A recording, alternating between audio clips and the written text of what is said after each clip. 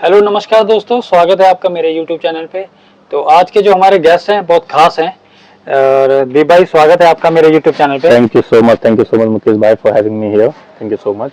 तो थोड़ा सा मैं दीप भाई के बारे में बता दूं। ये एज ए दुबई में, हम जैसे आपको पता है मैं अपने ब्रॉडकास्ट दुबई में करता हूं, और ये दुबई में एज ए फिटनेस ट्रेनर है। बहुत अच्छे फिटनेस ट्रेनर हैं और बहुत नाम है इनका। तो दीप भाई, जैसे मुझे आपके बारे में तो थोड़ा सा पता ही है, थोड़ा जो मेरी ऑडियंस मेरी वीडियोस को देखती हैं, कुछ अपने बारे में बताइए। और आप बेसिकली आते कहाँ से हो? तो मैं उत्तराखंड से हूँ, मैं चमोली डिस्ट्रिक्ट, और मेरा ब्लॉग पड़ता है नारायणबगड़। तो अगर किसी ने नाम सुना होगा तो नलगांव, मेरा गांव का नाम नलगांव है। बस यही है। और यहाँ पे एज ए फ्रीलांसर में काम कर रहा हूँ जी। तो पहले जिम्स में काम किया करता था, बट बाद में मैंने सोचा कि अपना ही कुछ करूँ। तो 2020 कोरोना के बाद से स्पेशली मैं फ्रीलांसिंग ही कर रहा हूँ। तो अभी पूरे दुबई में, शारजा में, अजमान में कहीं भी अगर मेरे क्लाइंट्स को पर्सनल ट्रेनिंग चाहिए होती है तो मैं उनको पर्सनल ट्रेनिंग प्रोवाइड करता हूँ। तो ये तो आपकी फिटनेस की जर्नी रही जी। दुबई आना कैसे हुआ? देहरादून से यहाँ तक का सफर कैसा रहा आपका? कॉलेज करने के बाद तो देहरादून गए। तो देहरादून करने के बाद गवर्नमेंट्स की तैयारी करते, जैसे हमारे सभी उत्तराखंड के लड़के करते हैं। फौज में हुए नहीं, तो उसके बाद एसएससी की तैयारी करने गए थे। एसएससी की तैयारी करते करते और देहरादून में थे। तो देहरादून से उसके बाद चंडीगढ़ मूव किया मैंने। तो चंडीगढ़ में एज ए टीम लीडर में काम कर रहा था कैफे कॉफी डे में। तो वहीं से पता चला कि सिक्योरिटी की जॉब निकली है, तो ट्राई कर लो। हाँ, दुबई में। तो वहां से मैं जलंधर गया। जलंधर में मेरा इंटरव्यू हुआ, सेलेक्ट हुआ। तो उसके थ्रू में पहली बार मेरी यहाँ पे सिक्योरिटी में एज ए सिक्योरिटी गार्ड में यहाँ पे आया था, स्टार्टिंग में 2015 में। सिक्योरिटी के बाद आपने मूव किया? सिक्योरिटी के बाद 2 साल लगाने के बाद फिर सोचा यार ये अपनी लाइन नहीं है भाई। तो जो जिसमें अपना पैशन था उसी को प्रोफेशन बना लिया, सिंपली। अच्छा, तो जैसे अभी जो नए लड़के हैं, जो नए कॉलेज पास आउट कर रहे हैं, जो फिटनेस में अपना करियर बनाना चाहते हैं, तो उनके लिए आप क्या कहना चाहोगे? क्योंकि बहुत सारे मुझे मैसेज आते हैं। मैं भी बेसिकली थोड़ा हल्का फुल्का जिम करता था, तो मुझे कई लोगों के मैसेज आए कि भैया कोई ऐसा बंदा लेके आओ जो फिटनेस लाइन से हो, थोड़ा हमें नॉलेज मिले। तो मैं ये जानना चाहता हूँ कि जो नए अभी यंग लड़के निकल रहे हैं, तो उनके लिए आप कुछ एडवाइस की, कैसे वो फिटनेस लाइन में आए? देखो यार, फिटनेस लाइन का मार्केट तो बहुत बड़ा है जी। अभी सब में जागरूकता तो इतनी है सब करना चाहते हैं। बहुत अच्छा इसमें फील्ड, बहुत अच्छा फील्ड है। किसी को भी अगर करना है तो उसके लिए आपको कोई पहले तो सर्टिफिकेशन करनी होती है पर्सनल ट्रेनिंग की। नॉलेज इज पावर जी। तो कर सकते हैं, जैसे इंडिया से भी आप कोर्स कर सकते हैं यहाँ, और उसके बाद अगर आपको इंडिया में भी करना है तो आप बहुत अच्छा कमा सकते हैं। बट जिम्स में अभी भी उतना सैलरी इंडिया में है नहीं। पर्सनल ट्रेनिंग में आप वहाँ भी काफी अच्छा कमा सकते हैं। बट उससे बेटर है कि आप अगर दुबई आना चाहते हैं जी, यहाँ पे बहुत अच्छी अपॉर्चुनिटी है। दुबई, जैसे आप जो लड़के अभी इंडिया में या कहीं भी अपनी होम कंट्री में अगर वो जिम ट्रेनर हैं, अगर वो दुबई में आना चाहें तो उन्हें यहाँ आके कुछ अलग से कुछ करना पड़ता है या वही सर्टिफिकेशन से यहाँ कैरी हो जाता है? मोस्टली क्या होता है कि जो इंडिया में सर्टिफिकेशन होता है, यहाँ पे यहाँ की गवर्नमेंट उसको अलाउ नहीं करती। ओके, तो या तो आपका सोर्स हो, किसी जिम में आपके जैसे बोलते हैं जुगाड़ से भी लगते हैं, वो भी लगते हैं। अगर आपके अच्छा फिजिक है, जुगाड़ से आप लग गए। बट अगर आप पर्सनल ट्रेनिंग फ्रीलांस में जाना चाहते हो तो सबको पता है क्लाइंट्स जो आपको इतना पे कर रहे हैं तो आपका सर्टिफिकेशन पूछेगा, आपका नॉलेज भी चेक करेगा। तो उस हिसाब से यहाँ पे आपको ऐसे एक लेवल 3 का सर्टिफिकेशन करना चाहिए पर्सनल ट्रेनिंग का। उसके बाद तो आप फ्रीलांसिंग भी कर सकते हो और उसके बाद किसी भी जिम में आप इजीली ज्वाइन कर सकते हो। But knowledge is power, knowledge होना बहुत जरूरी है। हाँ, ये तो है नॉलेज। बट क्या लगता है कि जैसे अभी मैं स्टार्ट किया, जिम स्टार्ट किया और मेरी अच्छी फिजिक है, और मेरा माइंड किया कि मैं दुबई चले जाऊं। दुबई में जैसे लोग मैं देखता हूं कि बहुत अर्निंग कर रहे हैं, तो नए लड़के का माइंड रहता है कि हाँ मेरा फिजिक अच्छा है, मैंने अभी मिस्टर इंडिया भी खेल लिया, ये कर लिया, और मैं सीधा जाके यहाँ पे क्लाइंट को मनाना, या इंडिया वाला ही लोचा रहता है या कुछ अलग सा कोई फंडा करना पड़ता है क्लाइंट को? आप देखिए, आपकी चाहे बॉडी कितनी भी अच्छी हो जी, या तो आप जुगाड़ से आ रहे हो या सर्टिफिकेशन के थ्रू आ रहे हो, तो बेटर वही है कि आप नॉलेज लेके आए, सर्टिफिकेशन लेके आए। फिजिक भी होना चाहिए, बट देखिए फिजिक से ज्यादा मैटर करता है यहाँ पे पर्सनल ट्रेनिंग में नॉलेज। मैंने ऐसे भी लोग देखे जो पूरे बल्कि हैं बट सबसे ज्यादा कमा रहे हैं इस फील्ड में। तो मैन वही है, यहाँ आ सकते हो आप एज अ विजिट पे। अगर आप आ सकते हो तो उसके बाद अपनी जॉब सर्च कर सकते हो इजीली। आपको अगर आपका फिजिक अच्छा है, नॉलेज है आपको, तो कोई भी किसी भी जिम में आप स्टार्टिंग में काम कर सकते हो। बट यहाँ पे पर्सनल ट्रेनिंग में जैसे क्लाइंट बना तो उसके लिए टाइम लगता है थोड़ा जी। आपको प्रूफ करना पड़ता है। हाँ, 1 साल मान के चलिए कि आप अगर किसी जिम में स्टार्ट कर रहे हैं, उसके बाद अपना क्लाइंट बेस बनाइए और वहीं से स्विच करिए फिर पर्सनल ट्रेनिंग में, फ्रीलांसिंग में, ये हो सकता है जी। तो ये तो थी क्लाइंट बनाने की। और मैंने कुछ सप्लीमेंट के बारे में भी सुना है कि क्रेटीन लेने से किडनी फेल हो जाती है, प्री वर्कआउट पीने से नींद नहीं आती है। ये मैं आपसे पूछना चाहता हूँ कि ये सही, ये ऐसा सही है कि? देखिए, क्रेटीन के मामले में थोड़ा मिथ है जी। क्रेटीन लोग बोलते हैं कि वाटर रिटेंशन ज्यादा होता है जी, आपकी किडनी फेल, ऐसा कुछ नहीं, वो आपकी ओवरऑल डाइट पे डिपेंड करता है जी। क्रेटीन लेना सबसे सेफ है भाई, वो आपकी स्ट्रेंथ पे ध्यान देगा, स्ट्रेंथ बढ़ाएगा आपकी।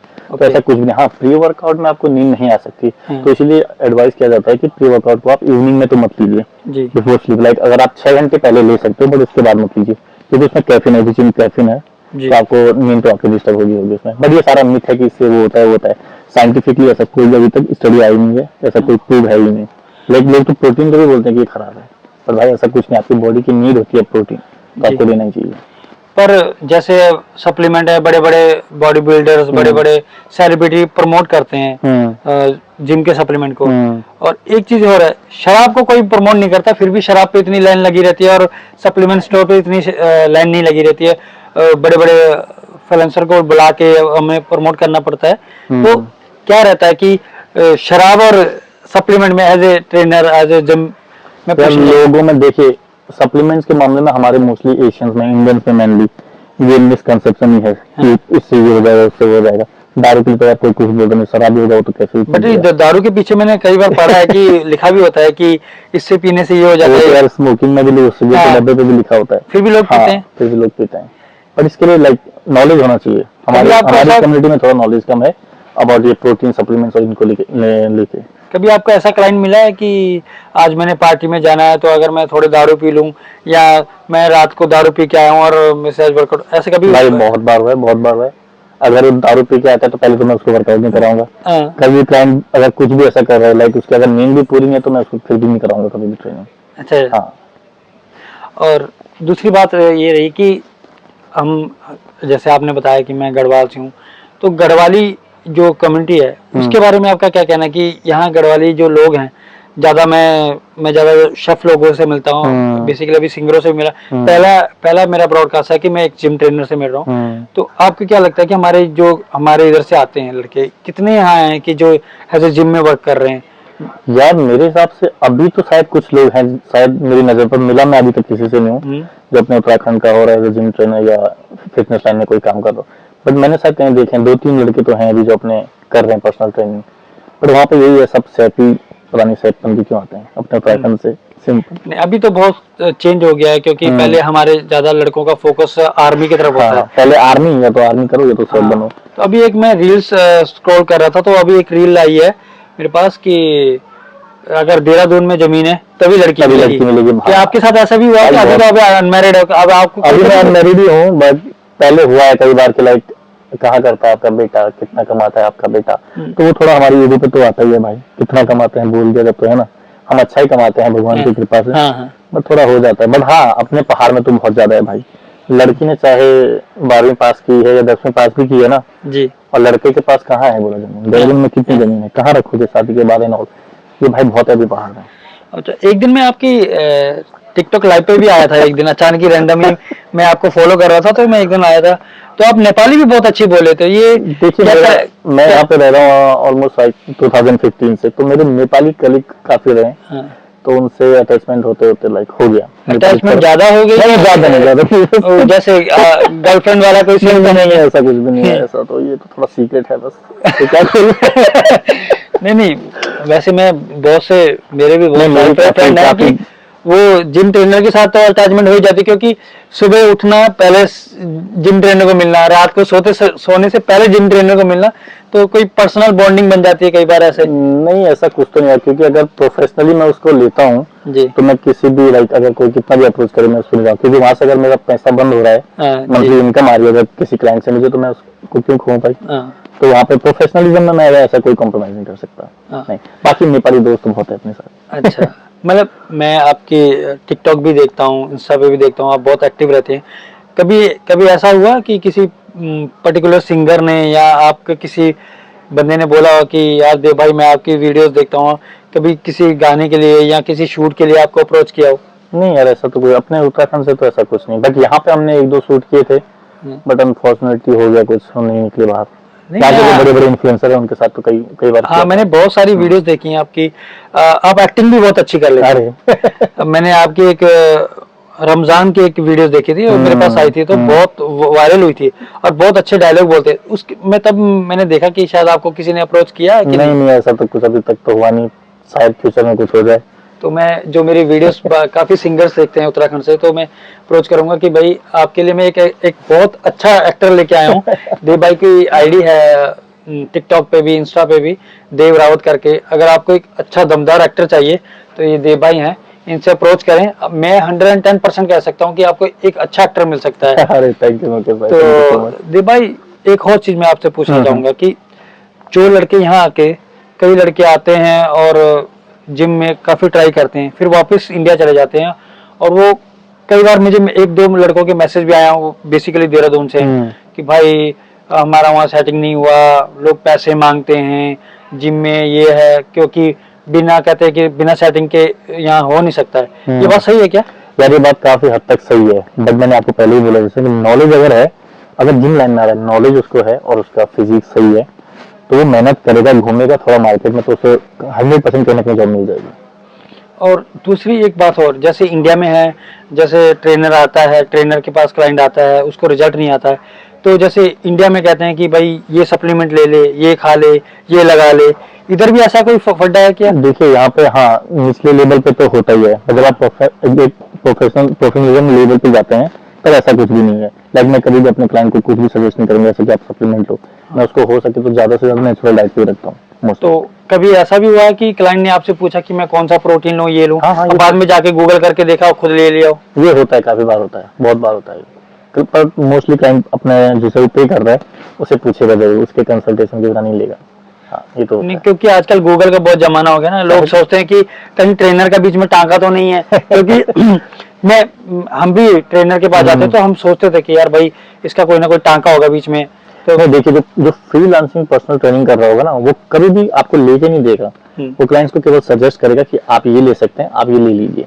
वो ऐसा नहीं कि जो हमारे देश में होता है, घरों में होता है कि क्लाइंट का ट्रेनर ही लेके देगा कि ले भाई ये डब्बा तेरा, ऐसा नहीं होता। इंडिया में मोस्टली ये भी होता है कि वो लाते हैं बाहर से और चिट्ठी पन्नी में डाल के भाई ये है, वो होता है, वो टेबल बहुत काम चलता है। जो गुरुजी हैं उधर, वहाँ गुरुजी बहुत चलते हैं, गुरुजियों का यही सीन है, वो पूरे ऑल ओवर इंडिया में ऐसा ही नहीं है। कुछ अच्छे भी हैं, मैं किसी को नहीं, बहुत अच्छे भी हैं, पर एक वो ट्रेंड बना दिया है कि गुरुजी वाला। और फिर हमारे लड़के जल्दी इन्फ्लुएंस हो जाते हैं, जो लाइक 15 से मान लीजिए आप जी, 15 से 25 के बीच के लड़के जो भी है ज्यादा इन्फ्लुएंस हो जाते हैं ऐसे गुरुजियों से।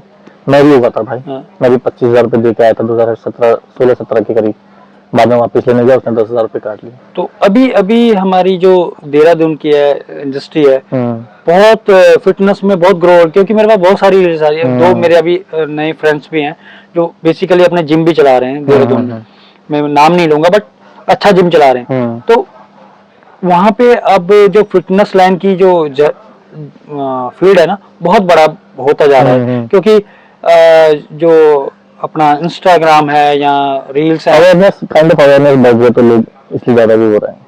अच्छा, जो लास्ट में ये एक सवाल पूछना चाहूंगा कि जो लड़के दुबई आ रहे हैं, अगर मैं आपका नंबर या आपका आईडी यहाँ मेंशन करूँ, तो क्या आप उनके लिए कुछ? अरे 100% यार, कोई भी मुझे तो बहुत कंसल्टेशन आते हैं, सब लोग करते हैं, तो मैं उनको हमेशा अच्छा ही बताता हूँ, जो मैं कर सकता हूँ उनके लिए मैं करूंगा जरूर। आप किसी को भी दे सकते हो, मैं उनसे बात करके उनको समझा सकता हूँ। और जाते जाते जो हमारी ये वीडियोस कहीं से भी देख रहे हैं, इंडिया, पाकिस्तान, बांग्लादेश, कहीं से, कुछ उनके लिए कुछ कहना चाहोगे? कहना यही चाहूंगा कि मुकेश भाई का बहुत शुक्रिया, जो मुझे पहली बार मैं आपका पॉडकास्ट दे रहा हूँ कहीं मुकेश भाई ने मुझे इस लायक समझा, तो thank you so much Mukesh भाई।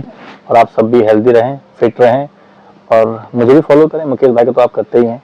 Thank you so much Mukesh भाई, थैंक यू सो मच। बहुत अच्छा लगा आपको मेरे इस शो में आए, और आपने बहुत बिजी, पिछले काफी टाइम से हम बात कर रहे थे, एक्चुअली देव भाई बहुत बिजी रहते हैं और मेरे लिए टाइम निकाला, ये मेरे लिए बहुत बड़ा स्वभाव है। और दोस्तों, मैं आपको इसी तरह शेफ्स, सिंगर्स, फिटनेस और अच्छे इन्फ्लुएंसरों से मिलाता रहूंगा। आप मुझे अपना प्यार ऐसे देते रहें। अगर आपको मेरी वीडियो अच्छी लगती है तो प्लीज लाइक और शेयर, कमेंट करें। जय भारत, जय उत्तराखंड।